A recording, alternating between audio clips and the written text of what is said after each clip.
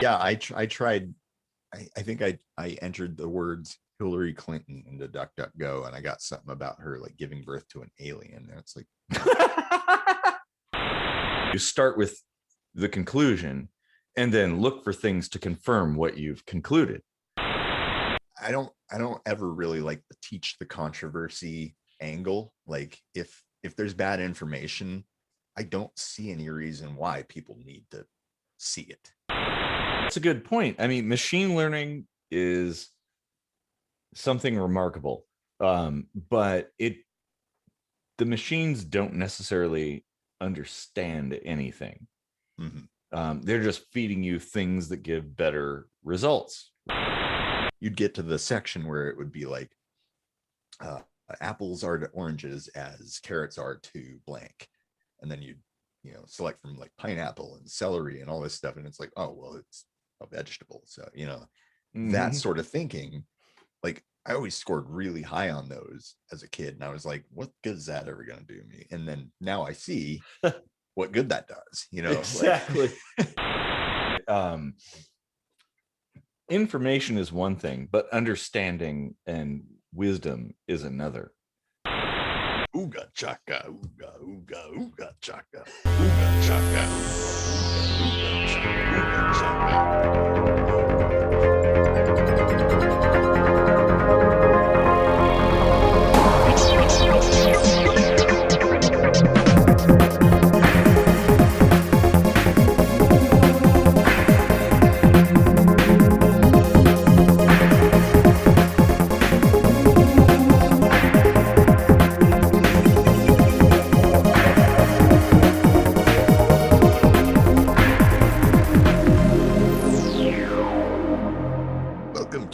kitchen sink microscopy. I'm Casey Rochford, and if you'd just like and share this video and subscribe to the channel, then I'll be your friend. Yeah. Why don't you just straddle that like button, look deeply into its eyes, and call it daddy before giving it a firm mouse click or something like that.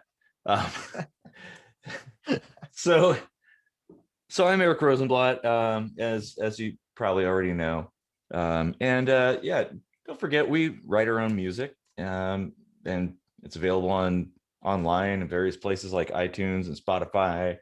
And if you stick around to the end of the show, we'll probably have part of a completely new song you've never heard before, hopefully.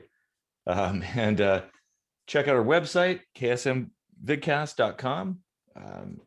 Kind of like a hub of everything and a little bit of a backup for the channel, and you can carry on the conversation there too as well. So Casey, what do you want to talk about today?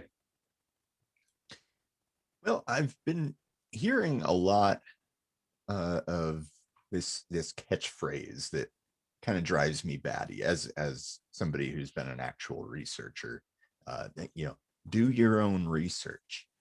And that almost always comes from somebody who did their own research using some form of a search engine, and that's about it. Yeah, I mean, I kind of know where you're going with this. I mean, this is kind of a follow-up to season 1 episode, I think, with the anti-vaxxer. Kind of, sort of, yeah. It's something we've been kind of discussing for a while, like this concept. I don't think it's harmful to do your own research. People should, but it is how you do it that really dictates the outcome. What data you're going to acquire from said research. Exactly. Yeah, that's the problem. Like, there's kind of a double-edged sword with data, right?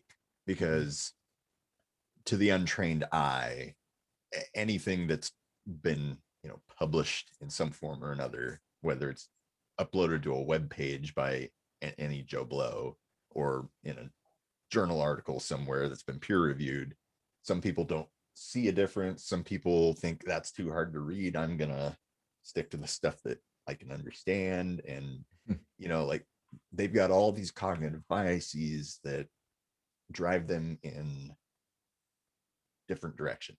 And and that is definitely the bias is definitely a problem, in that if you, it's like confirmation bias, like you start with the conclusion and then look for things to confirm what you've concluded, which is not the way you would want to conduct research if you're actually trying to find the truth. Right.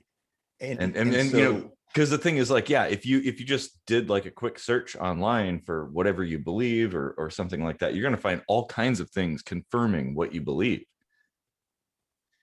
Yeah. And so lately, to combat that, there's been these fact checking, I don't know what you want to call them, like services or I don't know. Like there's people that, kind of do the due diligence for you to determine whether or not a source is reliable or can be vetted, or if the information is credible and can be backed up.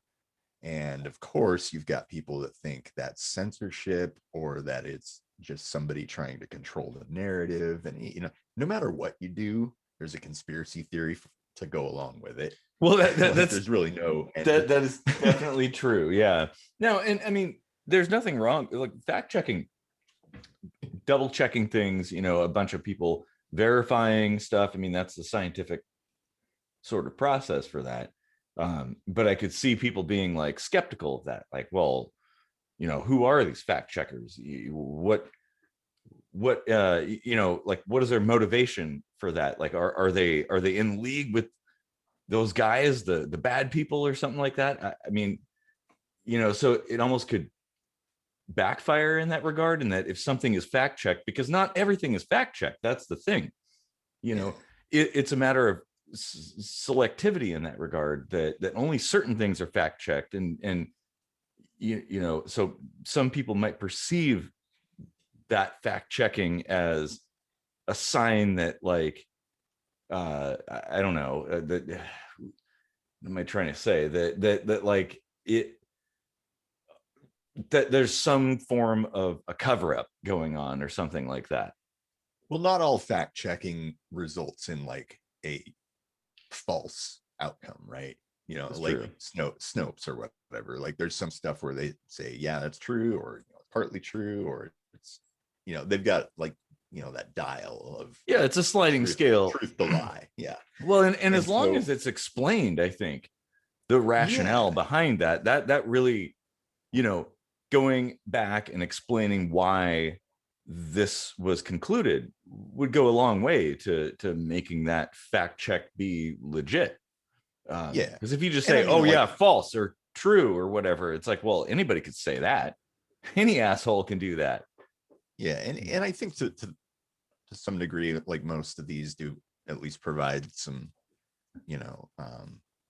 qualifying information, right? Which is good. Maybe more transparency, and that would be better, like, so you can fact check the fact checkers, or check their affiliations and stuff like that. Well, but that's I completely agree that there should be an ongoing dialogue in that regard.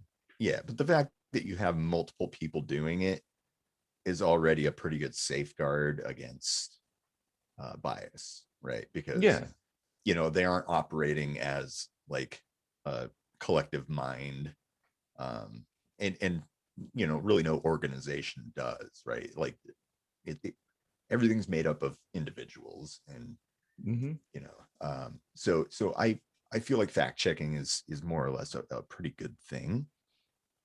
Yeah, but, in fact, it should probably be done more.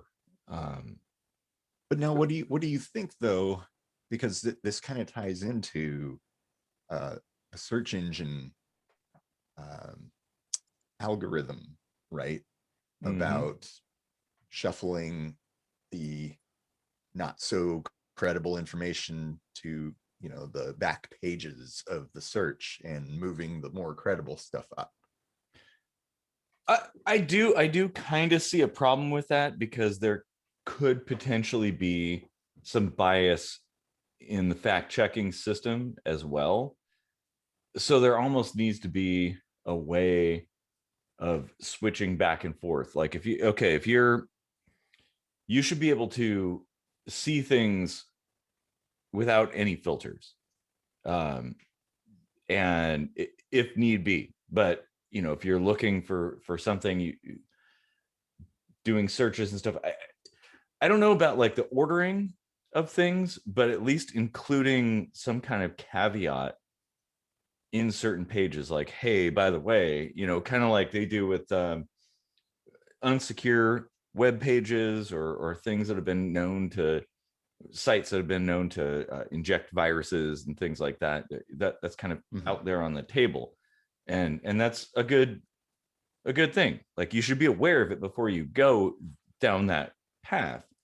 But I think the path should still be open for everybody to go down, I guess. Yeah. Yeah, I mean, that's not a bad idea. Like some kind of disclaimer or whatever, like, hey, this is more entertainment than information or something. Yeah, or this is dubious or something like that. Yeah. I don't know. Like I feel like when it comes to fact checking, when you've got multiple people fact checking, I don't see it necessarily as like a bias thing when you're taking like bad information and treating it as such, right? Like, and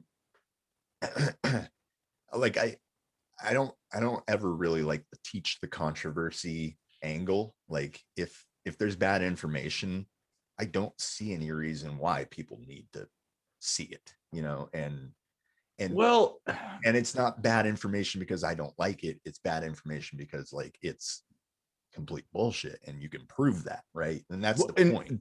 That's the key, is that it should be something that's demonstrably false. Things that are kind of wishy-washy or in kind of gray territory, I don't think deserve that kind of treatment necessarily. And the thing, I think there's kind of a little bit, I don't know, man, wow, this is going to be actually a bigger topic than I thought it would be. But I,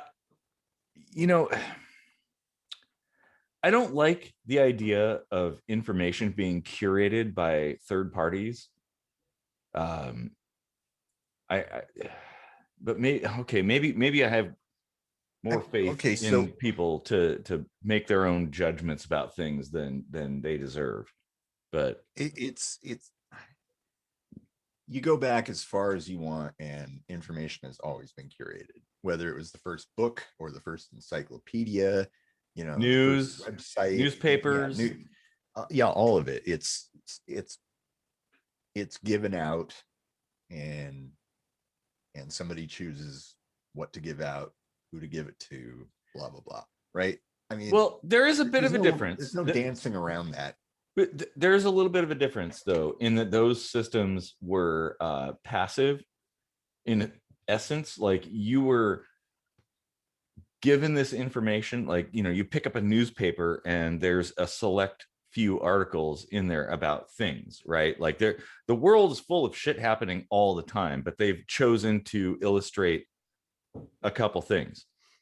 That's how it used to work. You turn on the TV, there's Walter Cronkite like talking about whatever's going on in the world and even though there's a lot more going on. But in the world of search engines, it's completely different. You are actively searching for a particular thing. And I think have written about that thing. What's that? Somebody has to have written about that thing. Like, well, that's true. Still, news is still operating much the way you described it, right? Like, things are happening all over the place, but it's really just the big stuff, and the stuff that sells papers or sells advertising on websites. Advertising, that's kind of what makes the news world go around. It's all about sensation, as it's always been. Like, nothing's really ever changed there. No, I'd consider most news to be largely propaganda, or just sensationalism, to sell something. Um, it's not like they're just trying to give you a good sense of what's going on. But the problem I have with curating information and limiting access to things is that by doing that, it reduces the possibility for asking questions, questioning things, and bringing up controversial topics or whatever, that really should questions that should be asked. Maybe, it's like who is in charge of that system. I mean, if it's a government, then you're never going to get like the Chelsea Manning stuff. The problem is people don't question things. And that's where it gets dangerous to have that kind of stuff out there. Like, I mean, like, take the COVID-19 stuff and the subsequent vaccine. You would see those YouTube videos of like those two doctors or whatever saying, all this kind of stuff, and then YouTube would take the videos down, and people are like, well, now we don't have access to the other side of the story. And it's like, well, the other side of the story was just that, a story. Well, okay, but then how do you separate those, like the factual stuff from the non-factual stuff? Like, what if let's say it was the exact same scenario, but there legit was a cover-up, and we're not allowed to ask questions, to put out videos or articles questioning that, because, well, the official statement is, like, none of that ever happened. And so there, I mean, I think the term you used before, a double-edged sword, is pretty appropriate. That, like, because I'm a person who believes firmly in the scientific method, and that definitely involves being real, and asking questions and testing things, even if it contradicts what you originally thought. Right. And yeah, that's very important. And most people aren't really trained in that way of thinking. It's easy for us to look through the lens of a logical, systematic way of doing actual research, right? mm-hmm. But for most people, research is just finding something that aligns with what they want to hear and taking it at face value. But here's the thing: the problem is the media does the exact same thing. Feeds into whatever people, gives them their whatever they desire, right? Like fear and fiction for morons. But it's sort of like the information that most people get, right? Like from our the media, the broadcast systems, or whatever articles, news articles written, is kind of the same way. It isn't real. It's very sensationalized, very filtered, very tailored for a certain particular, I guess, narrative, sort of. I mean, it kind of depends. And I mean, it's important to question things, and I think you're right that a lot of people don't. Most people don't, and they probably should. And maybe that's a critical thinking educational failure there. But I mean, critical thinking is the cornerstone. It's like the foundation of learning. Yeah, like it should be some of the earliest stuff that we're taught how to do, is how to think, how to learn, how to research. Yeah. And from there, like, you can almost teach yourself. Oh, you absolutely can teach yourself. And in fact, I think people that teach themselves are usually Lessons were long better and off. slow. Huh? Lessons were long and slow. Exactly. Yeah. I mean, oh, this is a really important topic, and I feel like I probably shouldn't have had so much beer, because there's Now, some good points to be made there. when it comes to the news, though, and like bias, or even, you know, a Google search or whatever, um, I I actually like the idea of having some kind of regulation on it. Like when it comes to the news, I think it should be reported without adjectives. Like, No, just I simply completely agree. It used to yeah, be that way, by the way. limit yourself to the subject and the facts, and don't put any spin on it unless it has something real crucial. You know, like, use an adjective if it absolutely is imperative to tell the story as it is, you know, Well, but that's it. and it's fine if adjectives are injected into an interview, right? Like you ask somebody who Yeah, was yeah, on the scene, like, what happened? And they're like, oh my God, I was like completely afraid, and this was happening and that was happening. And, you know, like, yeah. they're going Like, to just if you're retell it. identifying a person, you know, Yeah, you've got to use adjectives to describe them, right? sure. But like when you're recounting a sequence of events, yeah, it should be very clinical, I guess, in Yeah, that sense. Just facts, like, this is what but yeah, happened. Here it is. adjectives don't belong anywhere in like an intention or anything like that. Like, you shouldn't Mm-hmm. be projecting your editorial view of what was going on that can't be proven. Exactly, and that is unfortunately kind of the state of affairs with modern media, in that it almost entirely does that. Now, what do you think, though, of Associated Press or BBC? I think there are some, you know, kind of secondary sources, let's call them, that are, you know, making a good effort at being unbiased and But objective. I don't think that they're perfect. Al Jazeera is pretty good as well. Um, but I don't think there is anything entirely perfect. And Well, that's no. this is the thing. Okay. We're all human. Exactly. Like there's always going to be bias in the way that information is relayed, especially when something exciting happens, right? Whatever it might be. Um, and that's the thing. If you start feeling emotion, or if something sounds really sensational, you know, the concept of extraordinary claims require extraordinary proof. You should then seek out as many different angles of that thing as possible, and because there's truth out there, but it's probably, you know, somewhere in some kind of fuzzy logic gray area in the middle of what everybody's saying.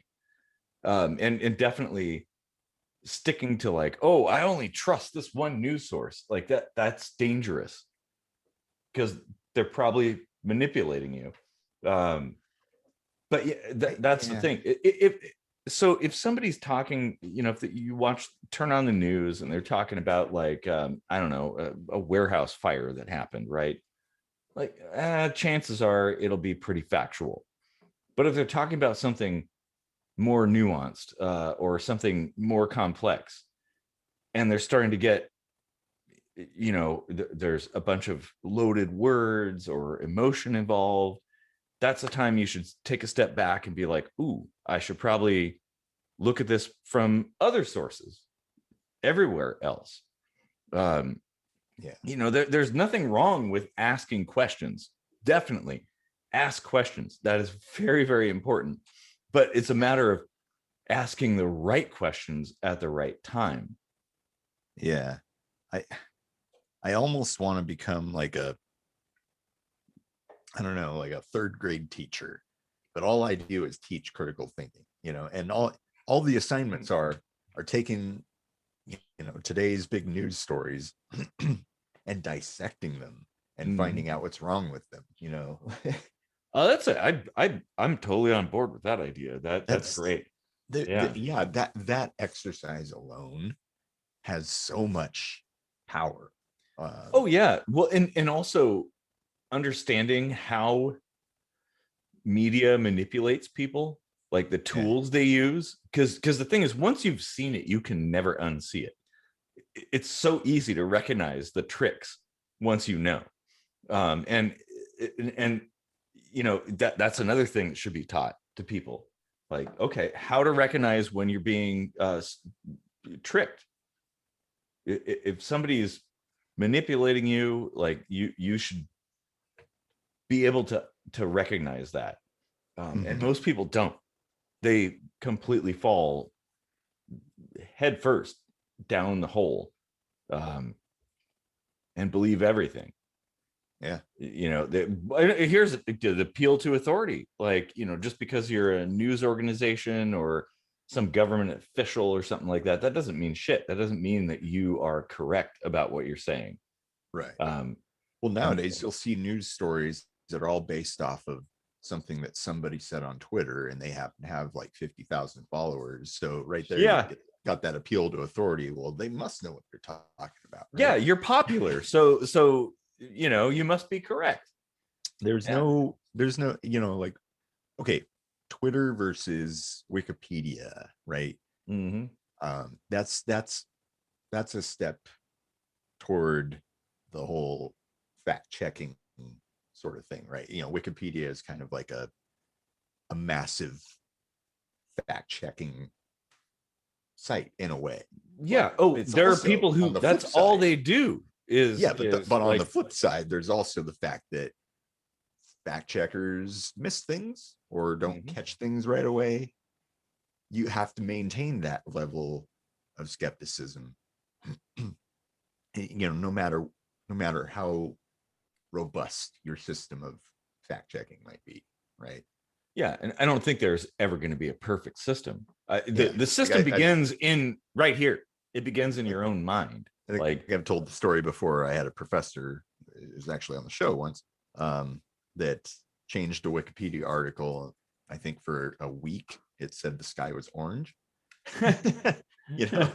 So it just goes to show you, like, you really have to have that core critical thinking foundation.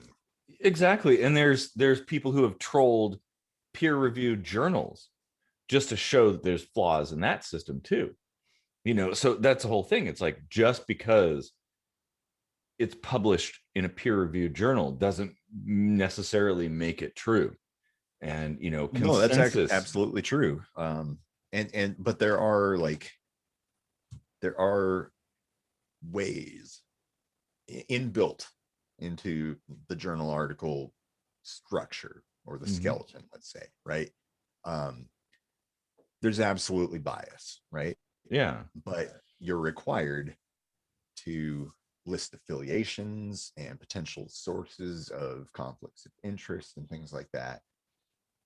And if you don't, you get run out of the business. So it's like, and that does happen from time to time. And people falsify their data, and they lose licenses, and they get like ostracized and banished from the community of science and stuff like that. So it's like, while these things do happen, there's fail safes, and and as they should, that kind of thing should definitely happen. And I guess the moral of the story is, don't be an early adopter, right? Like, give it time for people to analyze things, because that's the thing. It's like, you'll see some kind of article published in some journal, and media runs with it, and then they interpret it in their own way, and everybody's like, oh yeah, peanut butter cure, it'll prevent heart attacks or something, and whatever, something like that. And it's like, well,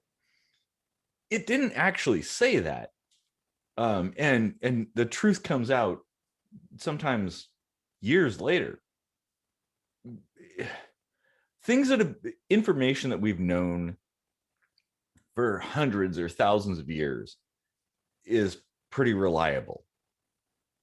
Fire burns you. That's pretty obvious. But something new and novel, like, okay, there's nothing wrong with being a little bit skeptical of something until it's been tested and tried and been out there for a while. But I don't know. But the thing is, like, there's nothing. Don't be a Luddite. But what's really new?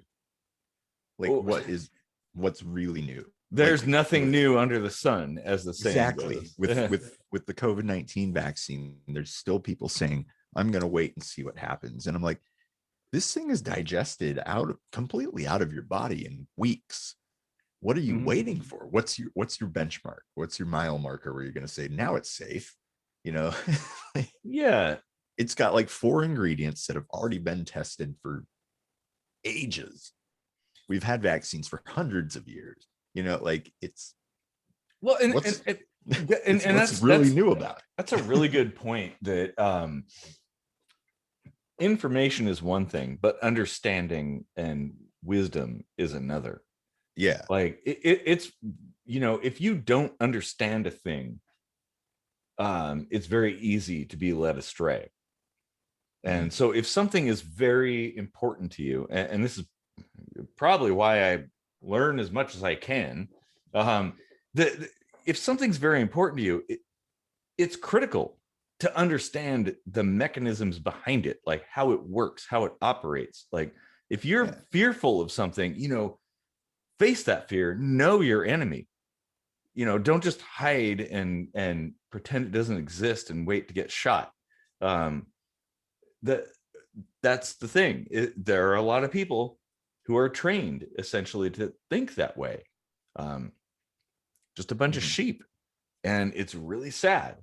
Yeah, I mean, the other piece of the puzzle there that would help with that is analogical thinking. Like, you remember those standardized tests where you would get those little fill in the bubble Scantron things, and you'd have all these kind of questions and stuff, and then you'd get to the section where it would be like, apples are to oranges as carrots are to blank, and then you'd select from like pineapple and celery and all this stuff, and it's like, oh well, it's a vegetable. So that sort of thinking, like, I always scored really high on those as a kid, and I was like, what good is that ever going to do me? And then now I see what good that does. Exactly.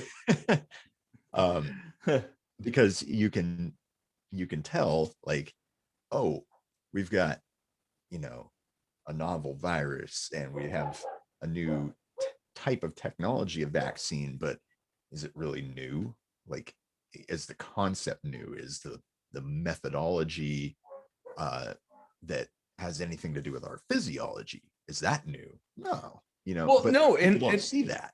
Well, and I mean, if you think it's really new, I mean, really, do you really think that, like, within the span of a year-ish, that all of a sudden, like, all of this was developed? No, it was, the precursors to this were created a long time ago, and people just merely now had the motivation to start testing it. Yeah. And so it's like, yeah. I mean, and something new, this, like, speaking about vaccines and stuff like that, something new isn't necessarily good or bad just because it's new. Right. Like, there are the Luddites out there that are like, oh, I don't like technology, and down to earth and all this stuff, like, oh, it was so much better back in the past. It's like, no, it really wasn't. And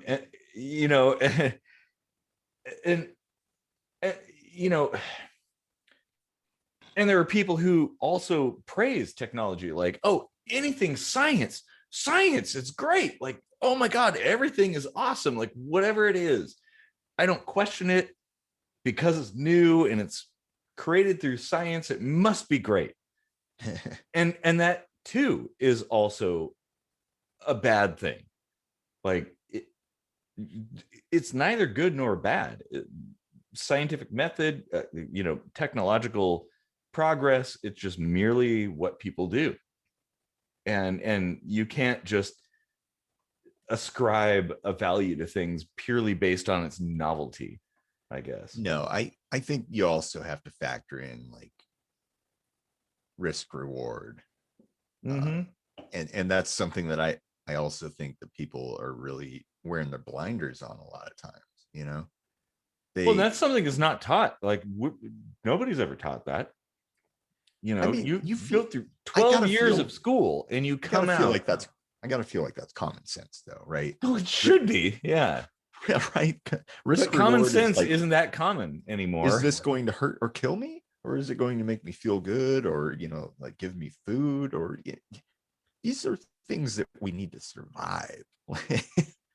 Yeah, and I honestly I consider a lot of this um to be a failing of the education system, because I mean, those who know me know that I'm a huge fan of Cicero.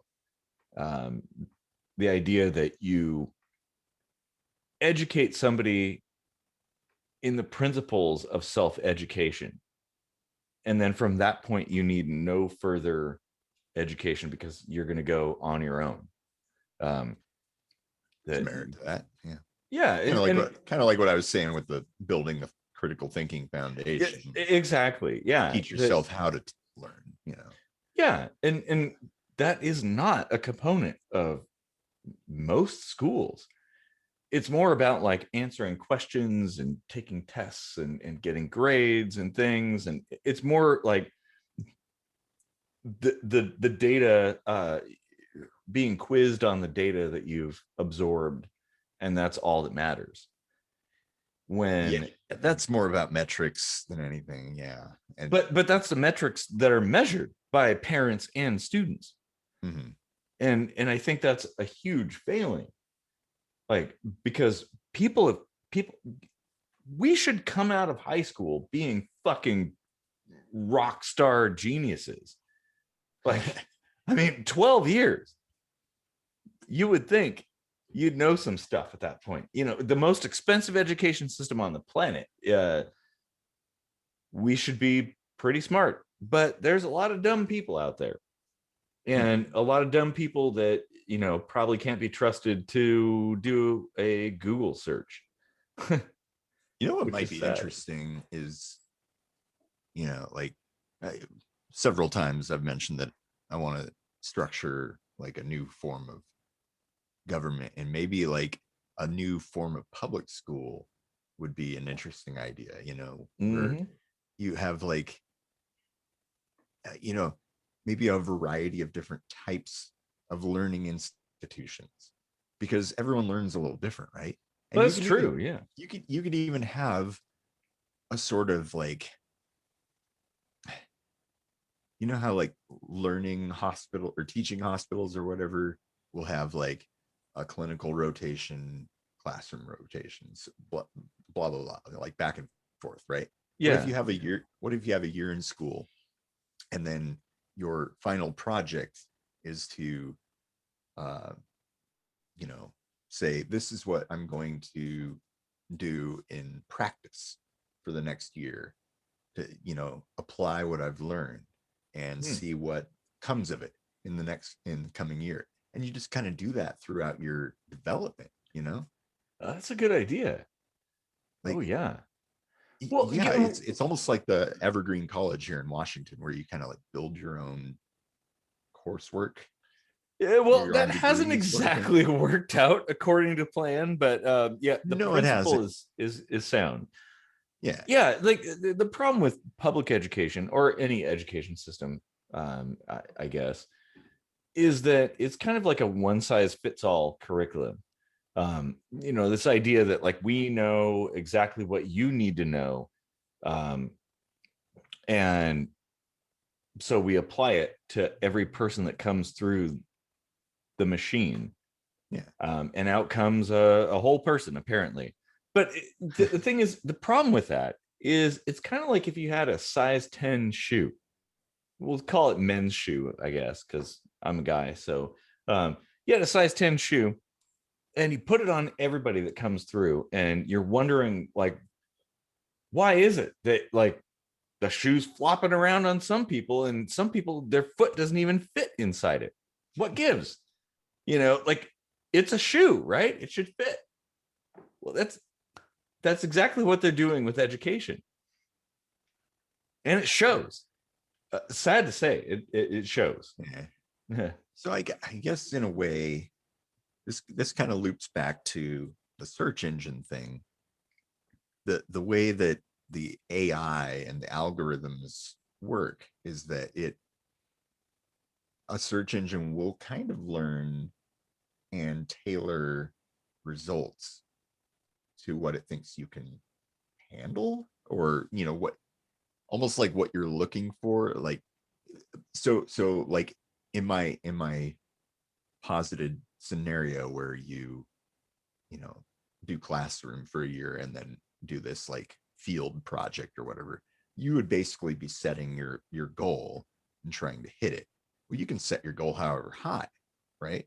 Yeah. As long as you hit it and you get a good grade or whatever. So if you're not really aiming for the stars, you might think you're doing good, but you might not be getting that much out of it. Well, it's kind of a Dunning-Kruger sort of thing in a way. Yeah, pretty much. And that's kind of what happens with the search engine algorithm, I think. Yeah, well, you don't know how to look things up, you're gonna get crappier and crappier information. That's a good point. I mean, machine learning is something remarkable, but the machines don't necessarily understand anything. Mm-hmm. They're just feeding you things that give better results, right? Whatever it might be, click-throughs or watch time or something like that. But that doesn't mean you're actually learning something or you're getting valuable information. It just means you're better feeding your desires. Yeah, it's great for advertising, I'll tell you that. Like, well, or binge watching or something like that. Yeah. Like TV shows or something. But for like research, I posted one thing on Facebook about taking motorcycle classes. Guess what ads I see now nonstop? Motorcycle ads. Yes. Exactly. And I mean, it's trying. Like, I get why the algorithm would do that. But yeah, like at some point, that's why I feel like there should be some kind of like switchable system where if you're just trying to have fun, it's a very loose algorithm. And if you're actually trying to dig down and find like the facts and the truth, it would be a very tight algorithm that would eliminate bias and issues and things like that. Well, that does kind of exist. Yeah. Google Scholar is kind of what you're describing. It basically filters out anything that's not a primary source, right? Like the research was done and it was written about by the person that did the research. That's it. Whereas a regular Google search gives you the stuff that's easy to read, which is secondary or tertiary reporting of what was said in the primary. It's dumbed down, watered down, interpreted. Like the further down you go, the more like the telephone game effect. Exactly. Now, okay. The thing is, like Wikipedia is very valuable in that it's a very absorbable format. So are news articles about something. It gives you kind of a synopsis of something. And that's fine, but it should be a starting point if it's something important to you. That should be the thing that piques your interest, I guess. And then you're like, what? Oh, what? They're going to put people on Mars in like 28 days? Holy shit. And then you go and you do more research into it and look up what's going on behind the scenes. But most people, I think, honestly, it has something to do with the public school system or the school system in general, that we don't go any deeper. We're just like, we read the headlines, right? oh yeah, yeah, we're gonna land people on Mars in 28 days. Yep, that's happening. But when you dig down and actually read, and you go back and look at the references, it's like, it's not quite what we thought. Um, and but that's the key, is getting beyond the headline. And I I don't honestly don't know how to encourage people to do that, but that is one of the most crucial things. Yeah, so this morning I was thinking of just kind of doing a minute microscopy on, good research practices, and I'm like, that can't fit in a minute. So No. I was thinking like this kind of conversation would be good for that. I mean, I did a KSU, the very first KSU episode, I think, was about good research practices and stuff. I think so. But it can never be repeated enough. Like you really got to look at certain things when you're reading anything, like who's telling the story, right? Like check on your sources, and Yeah. That's super important, right? Like if somebody, if it was an in-person conversation, right, and like the guy that constantly lies about stuff comes up and tells you something, you're going to take that with a grain of salt. But if it's written on the internet by that guy, you don't even look at who wrote it for Yeah. the most part, right? People just read it and say, oh, that's a fact. Well, and there might be a way around that. For me, my own personal way of dealing with things is, if I see something, whatever it is, a video or an article or something that reinforces what I believe, I become especially skeptical. Like, I question it harder than anything else. Like, but that's not what we're taught to do. We're, like, if it supports what you believe, or something like that, or if you're starting to get emotional about it, like, just go with it. But we shouldn't. We should be very, very skeptical of anything that feeds into our belief system. Because you want cults, that's how you get cults. Well, yeah. I don't know about very skeptical, because I feel like there's a very thin line between skepticism and paranoia. And if you're right. Yeah. If something aligns with your beliefs, it's fine to be skeptical about it and try to back it up with another source, for instance. Sure. But to say very skeptical tells me that you automatically create the opposing hypothesis and try to prove that, and it's like, well, that's not necessarily good practice either. I guess strongly skeptical, like the skepticism doesn't mean necessarily that I disagree with something. It's just like it's like cause for extra questions, for more scrutiny, which I think is always a good thing. Like, there's no wrong. I mean, there's nothing wrong with like being, taking out the microscope or the magnifying glass and kind of digging into things. Yeah, I mean, like the scientific method phrases it in a similar but more boring way. It's the null hypothesis idea, right? Mm-hmm. Like, you should be basically, whatever it is you're hoping to achieve, you should try to prove that the opposite is true.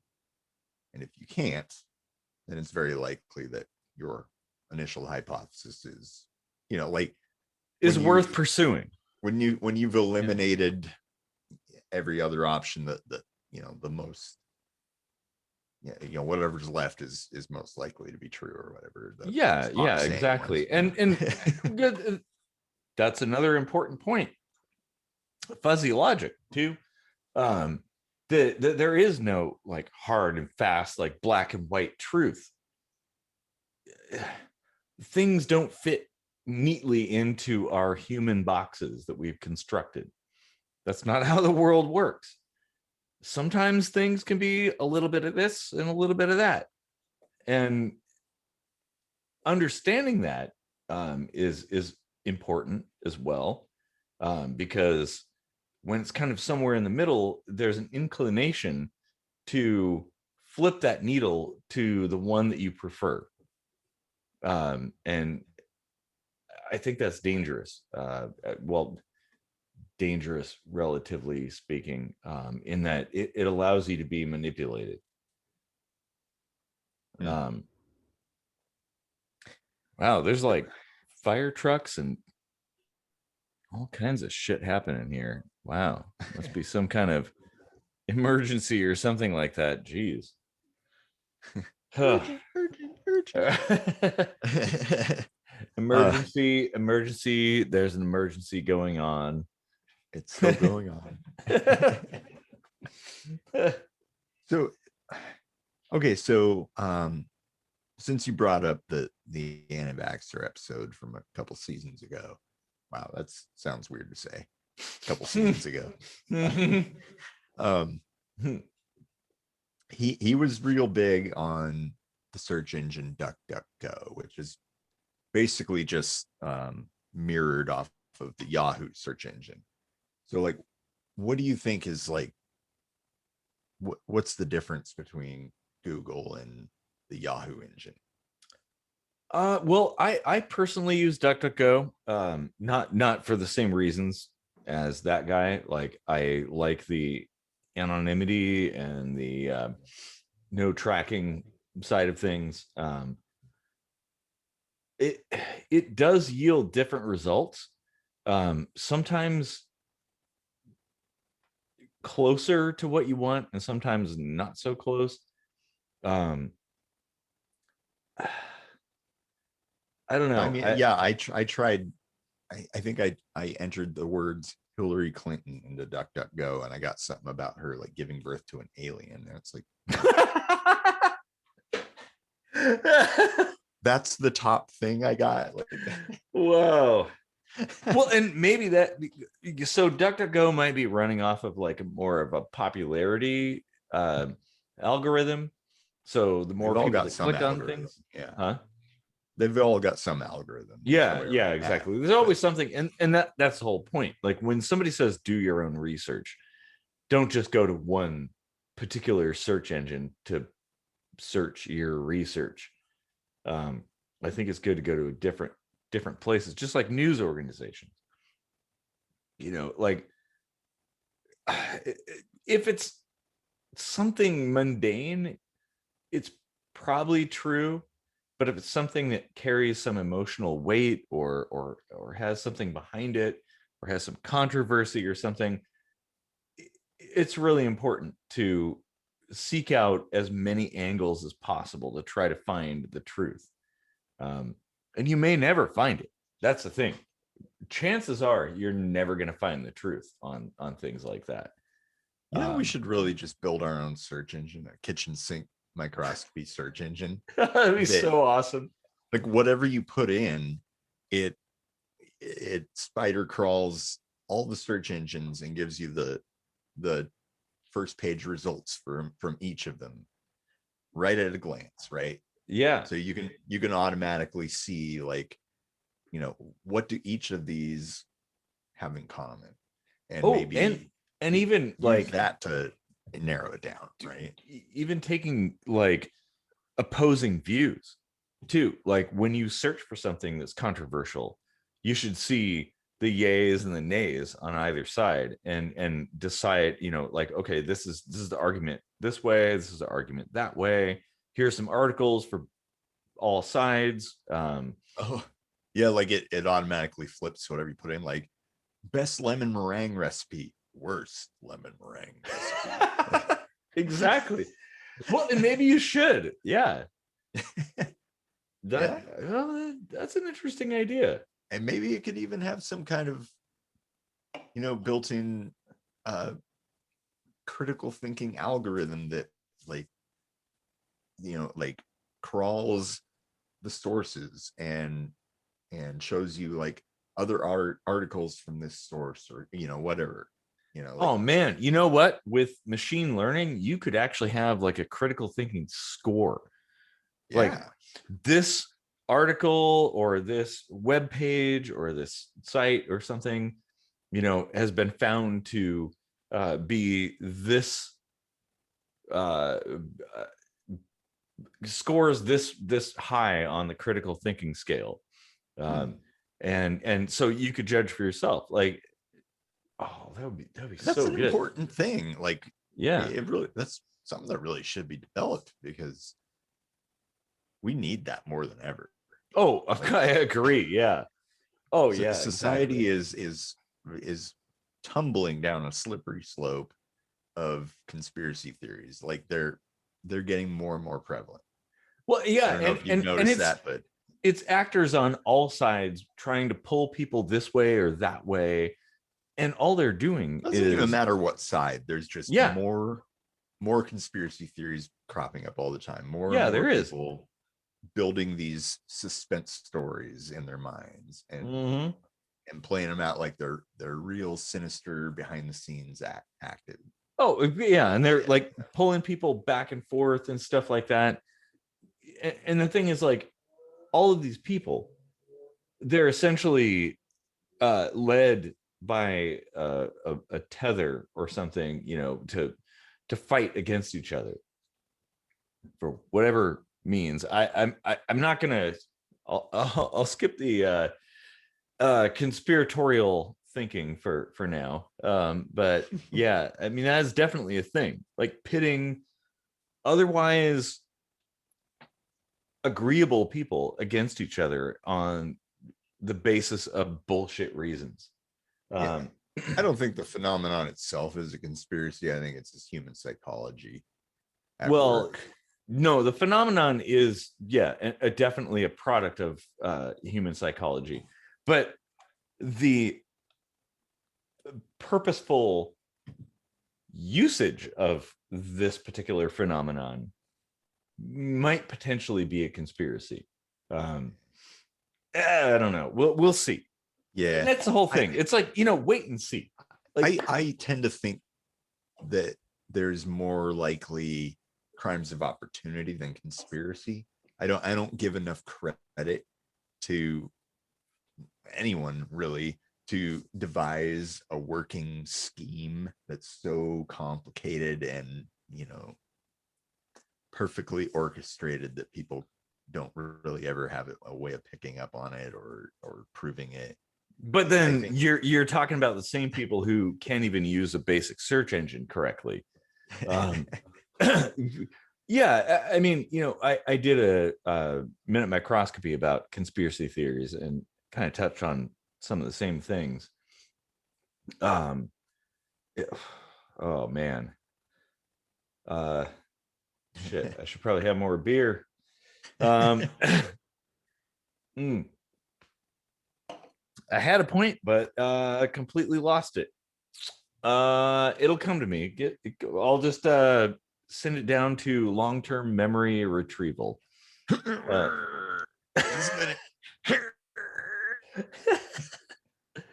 Oh man, Red Dwarf.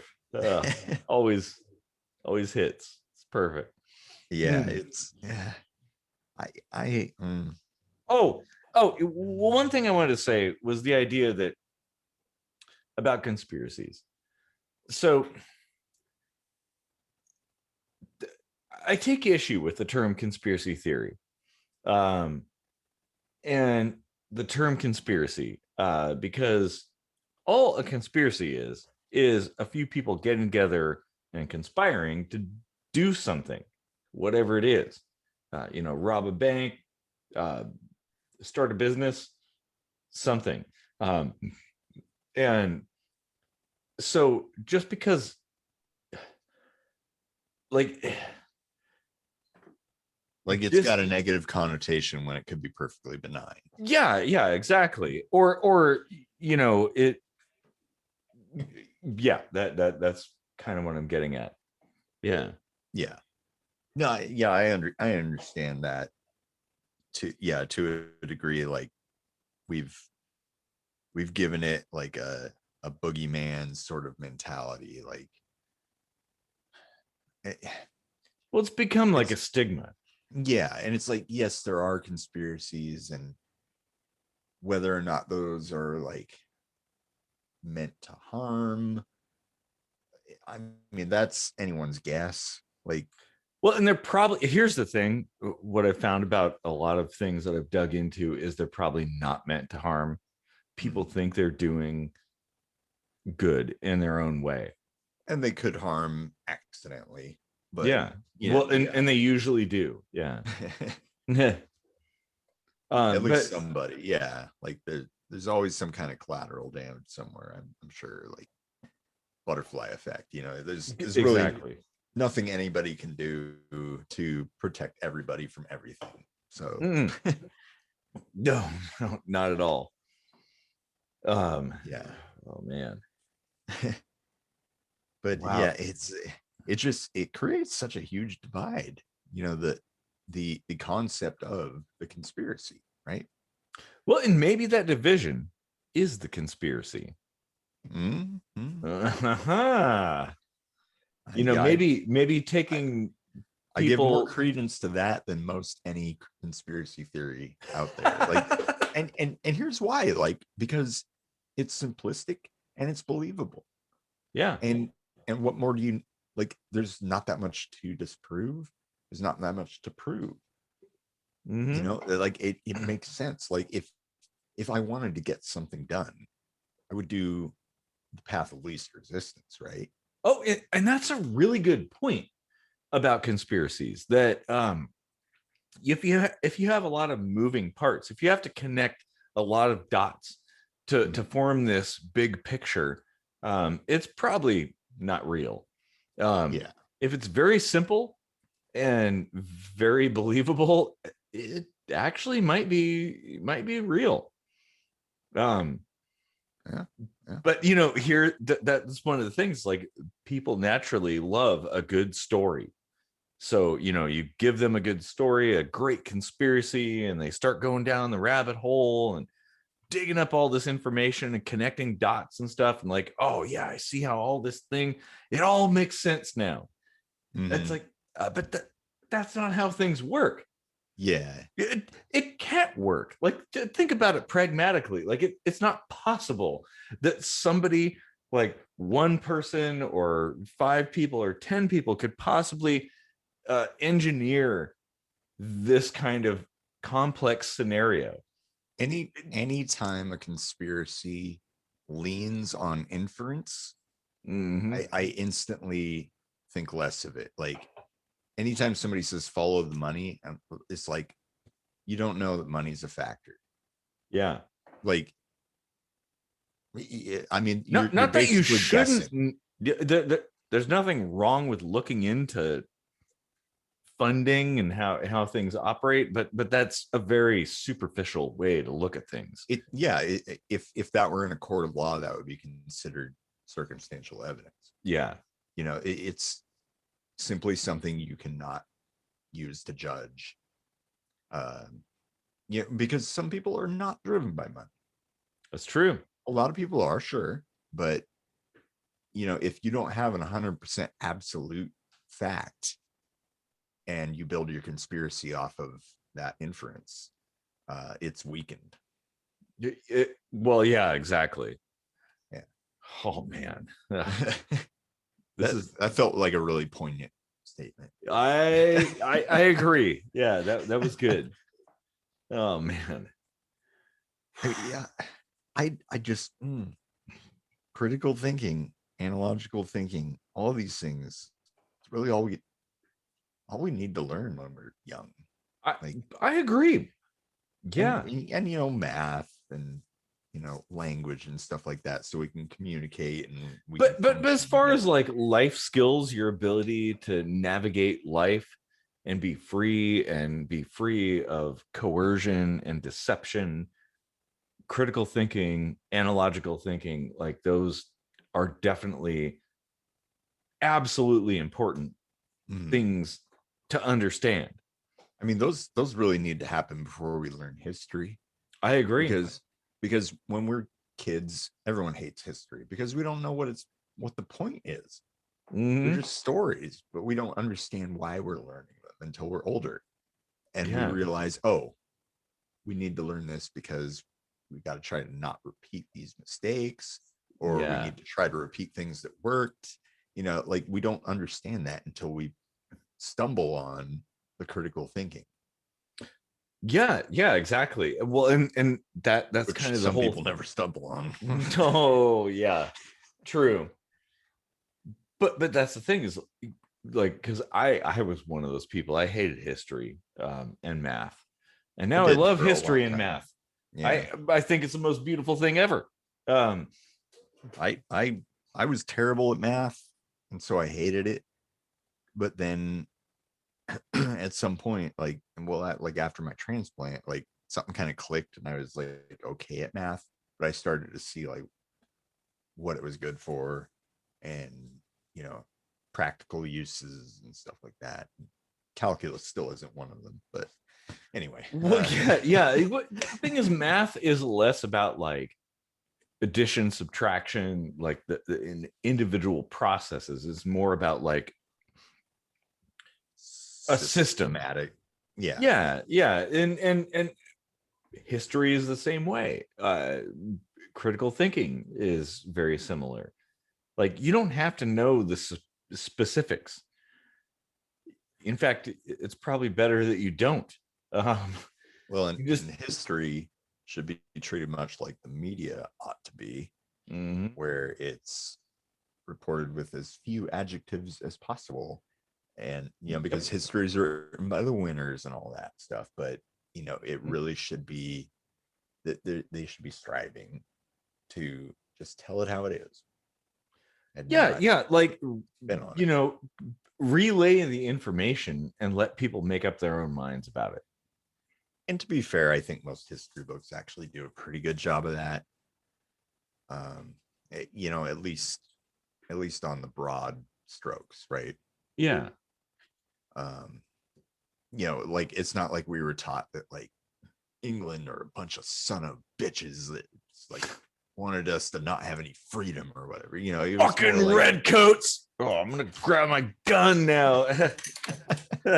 Yeah.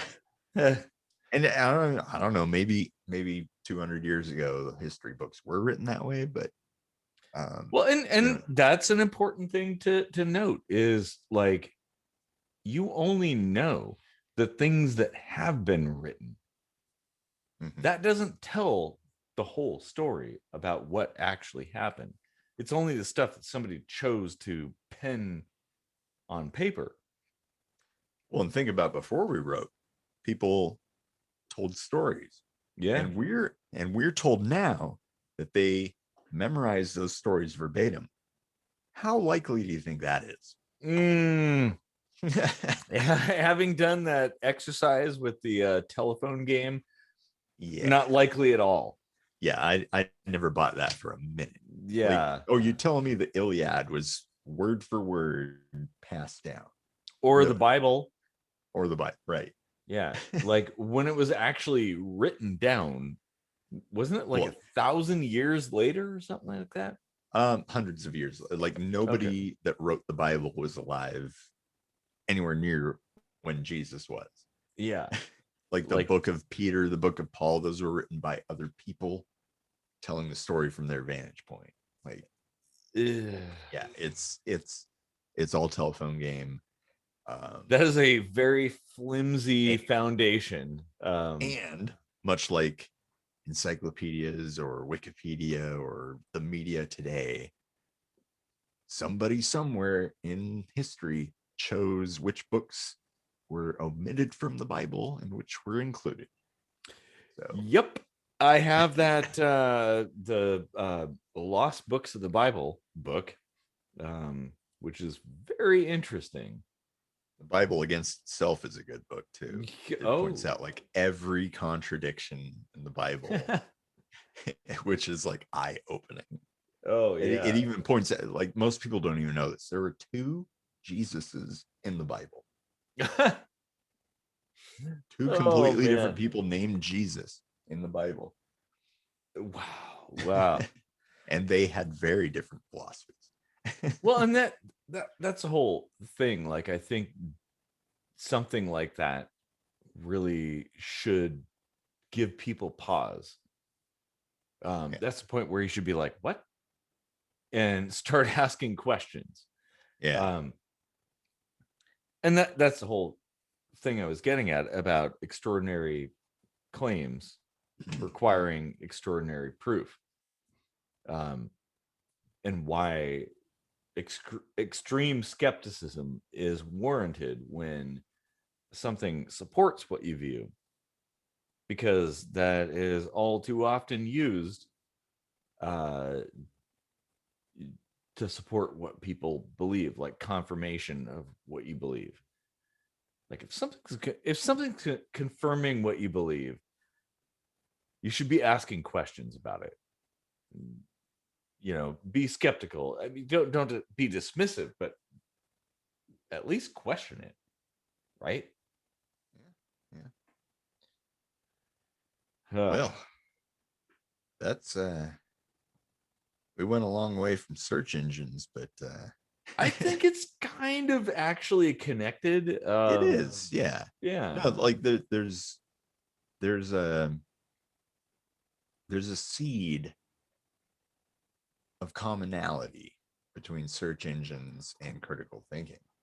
Oh, totally. Yeah. Yeah. Well, and we didn't even get into how to properly do actual research, like how to use a search engine correctly. Yeah. Check out Kitchen Sink University. We've got some critical thinking videos and stuff like that. How to do research, things of that nature. It's stuff that, like I was really lucky. 20 plus years ago, I had actual critical thinking classes in college, and those are dinosaurs now. I don't think you can find those anymore. No. And those were hands down like some of the best classes I've ever had. Like I cherish what I learned from those. I use it almost daily. Yeah. Daily, probably. I'll even venture to say daily, because you always have to think critically, Yes, I completely, I do indeed concur wholeheartedly. I mean, sure, there's some days where I just sit and drink myself into oblivion, but I'm sure at some point I have to think critically. Well, yeah, you don't have to think critically when you're binge watching episodes of Kitchen Sink Microscopy. Yeah, exactly. Well, I was gonna say what's that LeVar Burton series? Reading Rainbow. Reading Rainbow, yeah. Butterfly in the sky. Oh, fucking love that show. Oh my god. Well, actually, that is almost the perfect show to I don't know, like tie all this together, right? Because what was his catchphrase? Don't take my word for it. Oh, yes. Oh, he was encouraging critical thinking. He was saying, look it up yourself, read it yourself, and listening to what other people say about those books. Oh man. Oh, that's the key. Oh yeah. Wow. Oh, thank you, LeVar Burton. Oh shit. Oh man, imagine if we could have him on the show. Oh, I would love that. Oh my god. Probably not. Until like season 5, I think, maybe. I'll say. Yeah. But yeah, those of you who are still around at the penultimate moment of second episode of season 3, thanks for sticking it out with us. Man, this has been like a great conversation. I feel like there's so much more left untouched, but yeah, I don't want to bore people with details. Whew, season 3. Jeez. Thanks for deep sink thricing with us.